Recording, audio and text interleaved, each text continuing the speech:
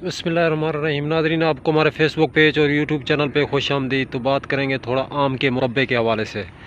आम का मुरब्बा मैदे के लिए बेहतरीन दवा है। आम का मुरब्बा कब्ज़ को ख़त्म करता है। आम का मुरब्बा जो है पेट की ख़राबी और पेट के तमाम तर इन्फेक्शन को दूर करता है। और आम का मुरब्बा जो है बदन की मजबूती को कायम रखता है और खून की कमी का बेहतरीन और ज़बरदस्त इलाज है। तो जब भी आम का मौसम जो है शुरू हो तो आम का मुरब्बा जो है ज़रूर इस्तेमाल करना चाहिए बंदे को, क्योंकि आम का मुरब्बा जो है ये पेट और मैदे की तमाम तर बीमारियों का इलाज होता है।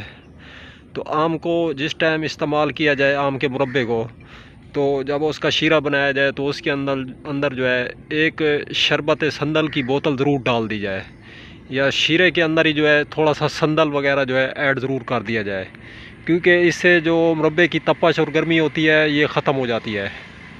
तो अब तक के लिए इतना ही। तब तक के लिए अपना भी ख्याल रखें और अपने इस फेसबुक पेज और यूट्यूब चैनल का भी। तो दोस्तों, हम मिलेंगे किसी भी नई वीडियो के साथ। चैनल पे अगर न्यू है तो चैनल को सब्सक्राइब करें। वीडियो अगर अच्छी लगे तो इस वीडियो को लाइक शेयर कमेंट ज़रूर करें। खुदा हाफ़िज़।